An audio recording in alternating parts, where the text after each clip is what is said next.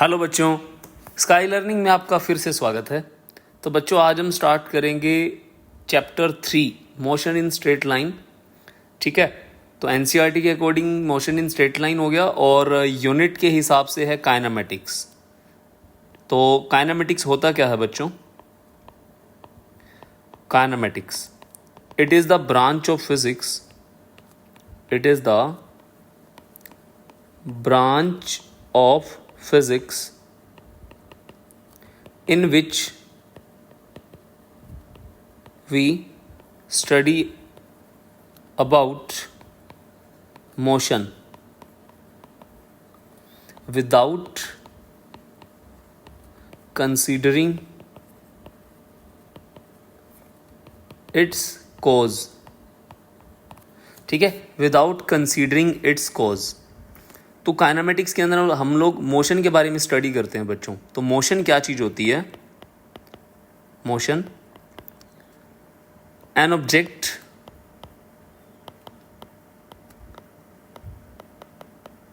Which changes its position with respect to time. An object which changes its position with respect to time. ठीक है, example ले लेते हैं हम लोग। जैसे मूविंग कार है, ठीक है, और रोटेटिंग फैन हो गया,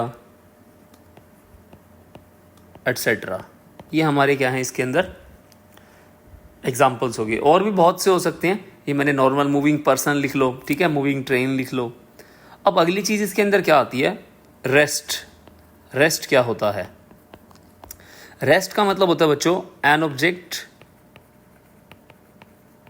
विच does not changes, which does not changes its position with respect to time, which does not changes its position with respect to time। तो example, a book is lying on table।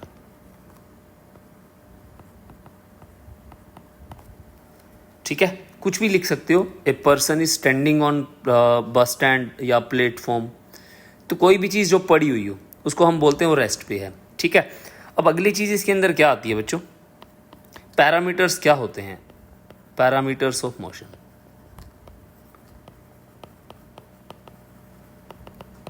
जैसे हमें इस chapter में पढ़ना क्या क्या है? Distance,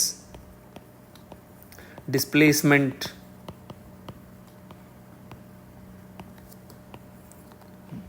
speed, velocity and fifth is acceleration. ये सारी चीज़ें हमें डिटेल में पढ़नी है। तो आज हम करते हैं बच्चों हमारा टॉपिक डिस्टेंस। डिस्टेंस क्या चीज़ होती है? डिस्टेंस बच्चों actual covered path by an object. Actual covered path by an object, उसको हम बोलते हैं डिस्टेंस। ठीक है, अब एक्चुअल कवर्ड पाथ, मान लो ये कोई पॉइंट ए है, ये कोई पॉइंट बी है। अब ए से हम बी पे जा रहे हैं, मान लो इसका डिस्टेंस है, ये 0 है, ये मान लो 10 है। तो ए टू बी डिस्टेंस कितना हो गया? ए टू बी डिस्टेंस कितना हो गया? 10। ठीक है, फिर मैंने बोला आप बी से वापस ए पे आ गए तो कितना हो गया? ए टू बी टू ए, 10 जाना 10 आना, 20 हो गया। मीटर लगा लो, मीटर लगा लेते हैं, 20 मीटर। ऐसा यूनिट इसके मीटर रहेंगे, ये याद रखना है आपको। ठीक है, ऐसा यूनिट मीटर एम से रिप्रेजेंट करते हैं। और ओडोमीटर नाम का एक डिवाइस होता है, सिंबल एम हो गया। ओडोमीटर एक डिवाइस है जो क्या करता है? डिस्टेंस मेजर करता है, डिस्टेंस मेजर करता है। ठीक है, और ओडोमीटर जैसे होता कहाँ है ये? जैसे स्पीडोमीटर होता है, तो स्पीडोमीटर में आपने देखा है ना, बीच में स्पीडोमीटर जैसे नीडल होती है, जैसे यहाँ लिखा हुआ है 10, 20, मान लो 100, तो उस मीटर के अंदर जहाँ पे डिजिटली या फिर एनालॉग भी होते हैं उसमें नंबर लिखे होते हैं, जैसे 1, 2, 3, 4 इस तरह से, तो ये ओडोमीटर होता है। ठीक है बच्चों, ओडोमीटर ऐसा यूनिट है। और दूसरा क्या है, ये ऐसा यूनिट मीटर है, और दूसरा क्या है, स्केलर क्वांटिटी है। स्केलर क्वांटिटी है, ऑलवेज पॉजिटिव, हमेशा पॉजिटिव रहेगी। ठीक है, ऑलवेज क्या रहती है, ये पॉजिटिव रहती है। अगली चीज क्या है इसके अंदर, पाथ डिपेंडेंट बोलते हैं इस चीज को, distance is path dependent.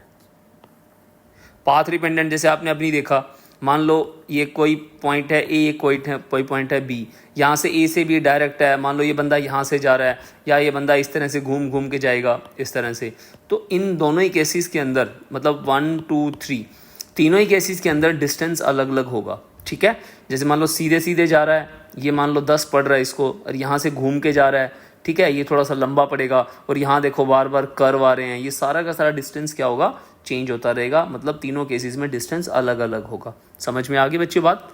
Okay, अब इसके ऊपर हम एक एग्जांपल लेते हैं इसके अंदर।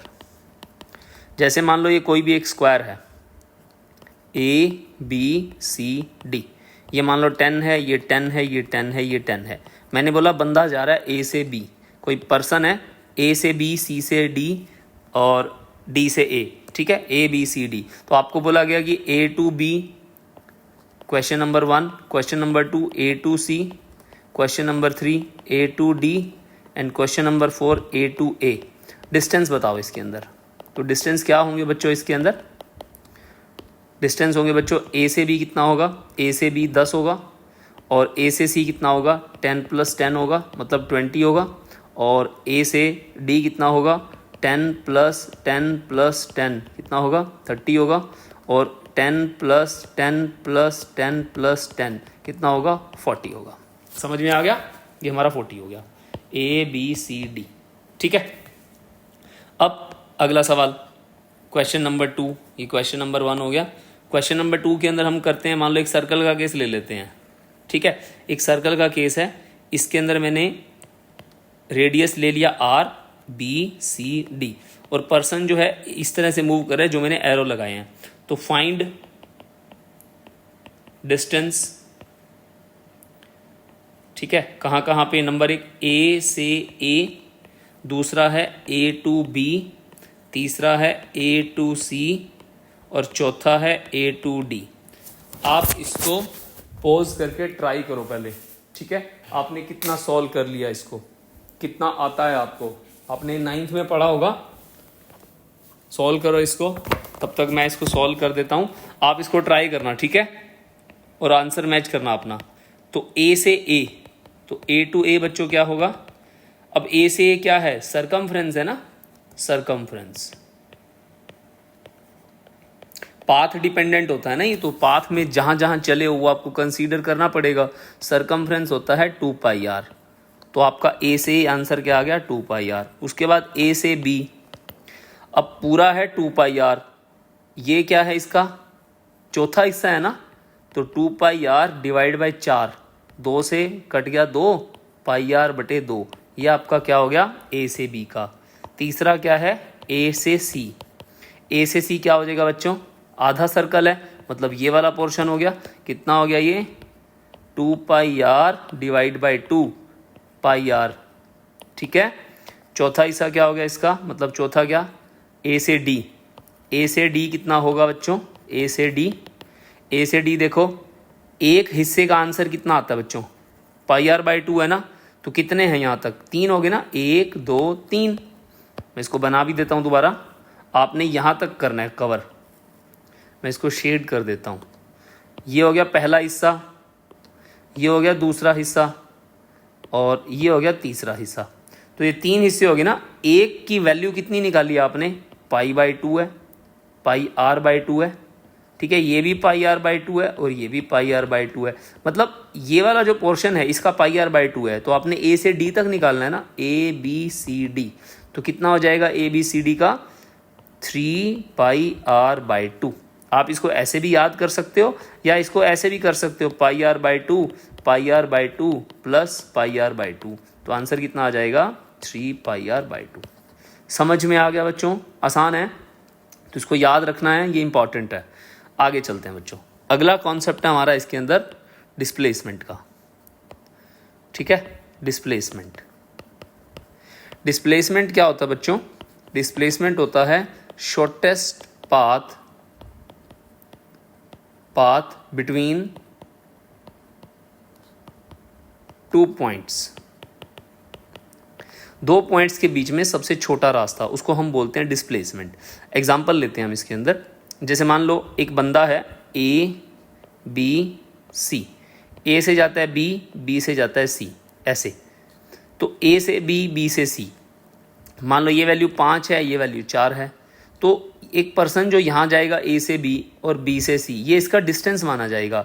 और ये वाली लाइन जो है ना, जो ये लाइन है, ये नीले रंग की लाइन जो मैं बना रहा हूँ, ब्लू कलर वाली, ये इसका डिस्प्लेसमेंट रहेगा ए से सी डायरेक्ट, क्योंकि हमें पोजीशन से बात करनी है। इसका ना एक फॉर्मूला होता है, फॉर्मूला टाइप कह लो, ठीक है, final position minus initial position. ये आपको याद रखना है, final position minus initial position. थोड़ा तरीके से लिख देता हूं इसको, दोबारा लिख देता हूं मैं इसको। Final position minus initial position, ये आपको फॉर्मूला याद रखना है बच्चों। अब इसको यूज करते हैं आप। अब यहां देखो, ए से बी डिस्टेंस कितना है 5 और बी से सी है 4, तो डिस्प्लेसमेंट हो जाएगा ये। मान लो ये राइट एंगल ट्रायंगल ले लिया मैंने, तो हाइपोटेनस हो गया। हाइपोटेनस कैसे निकालते हैं? ए सी का स्क्वायर ए बी का स्क्वायर प्लस बी सी का स्क्वायर। तो ए सी का स्क्वायर क्या है? डिस्प्लेसमेंट है। ए बी कितना है? 5 का स्क्वायर 4 का स्क्वायर, 25 प्लस 16 कितना हो गया? 41। तो ए सी की वैल्यू कितनी होगी? √41। ये आपका आंसर आ गया बच्चों, ये वैल्यू होगी √41। क्लियर है? समझ में आ गई मेरी बात?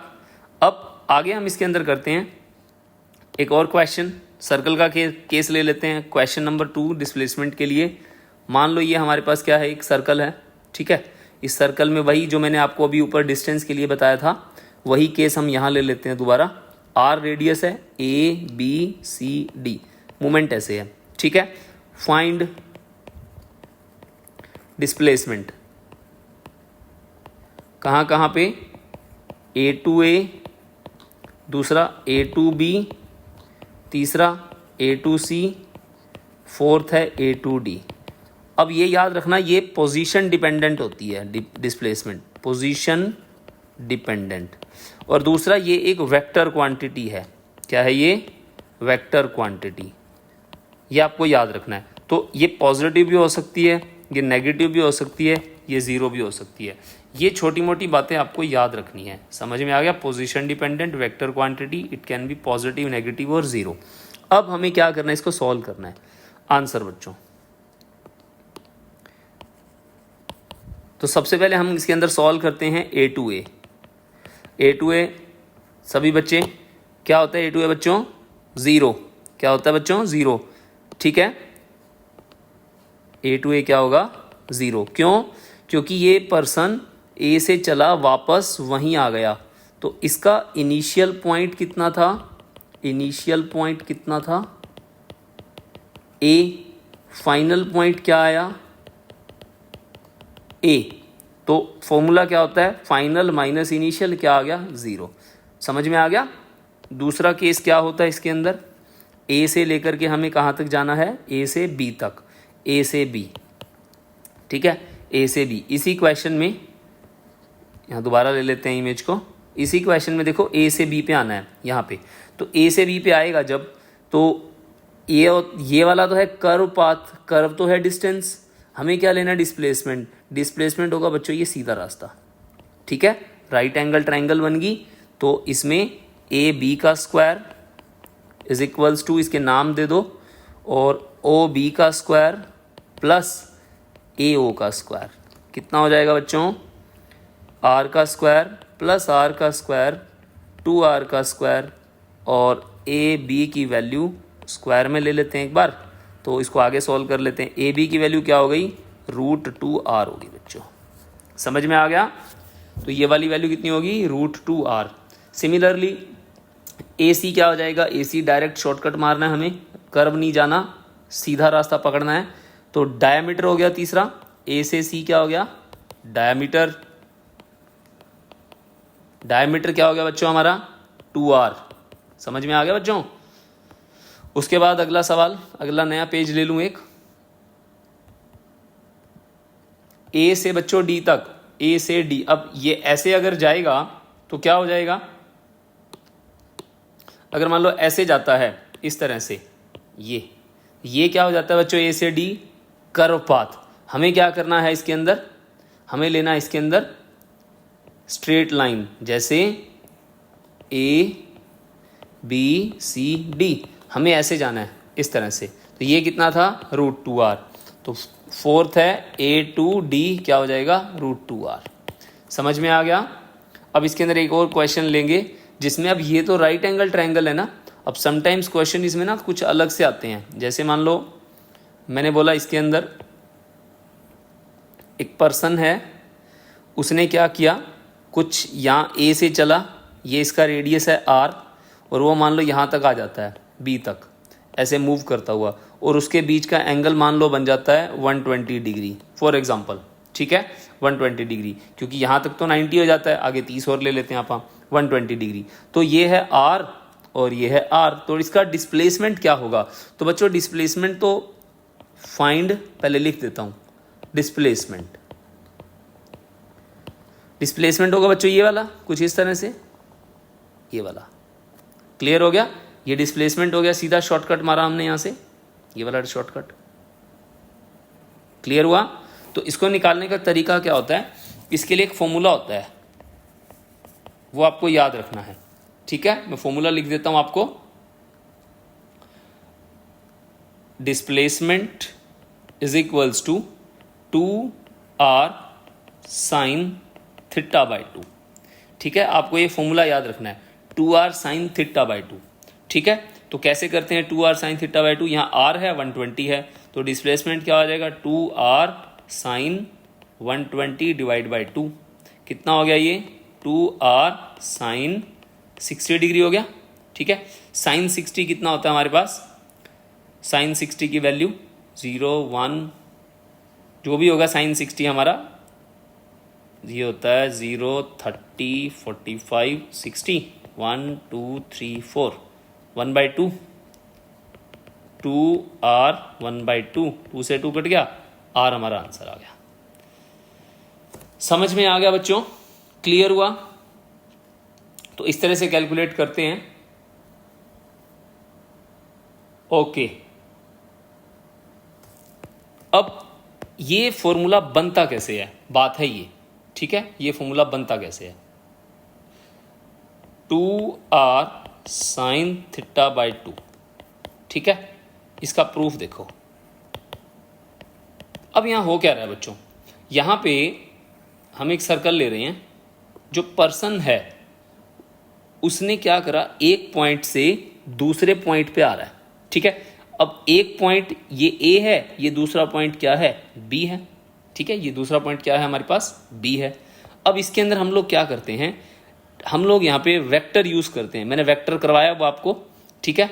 अब मान लो एक पॉइंट से ये है, मान लो R1, ये R1 हो गया, और दूसरा पॉइंट है हमारे पास क्या, R2, ये R2 हो गया, यहाँ पे आ रहा है बंदा। तो ये पॉइंट R1 हमारा ऐसे है, R2 हमारा ऐसे है, तो पर्सन कहाँ से कहाँ आ रहा है, पर्सन R1 से R2 पे आ रहा है ना, R1 से R2 पे आ रहा है। तो ये कितना चल रहा है, मान लो डिस्प्लेसमेंट x मान लेता हूँ इसको, ठीक है, डिस्प्लेसमेंट x है। तो R1 plus x vector is equals to R2 vector होता है, हमने पढ़ा हुआ ये ट्रायंगल लॉ, ठीक है। तो यहां से x की वैल्यू क्या हो जाएगी, R2 माइनस R1 वेक्टर, ये हो गया।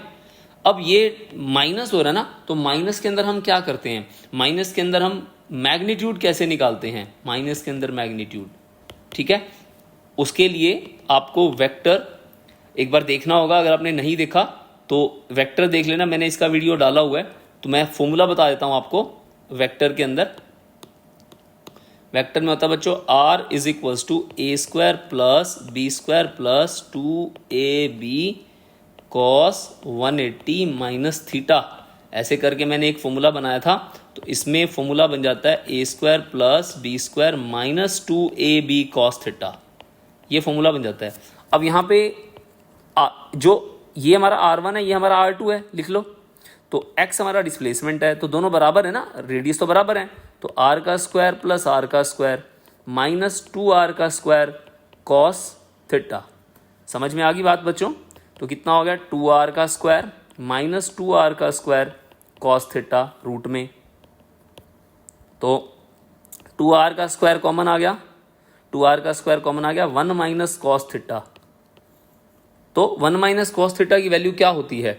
1 माइनस कॉस थीटा की वैल्यू होती है, ये ट्रिग्नोमेट्रिक फॉर्मूला है बच्चों, 1 minus cos theta 2 sine square theta by 2। ये फॉर्मूला होता है, इसको पुट कर दो।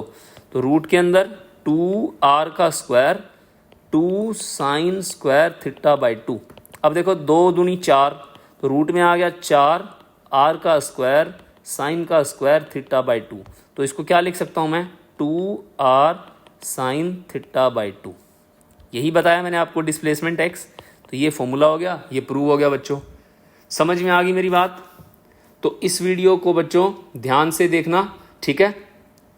इस सारे जो मैंने लेक्चर, ये मैंने जो बताया है, इस सारे का जो लेक्चर नोट्स हैं इसके PDF में आपको मिल जाएगा।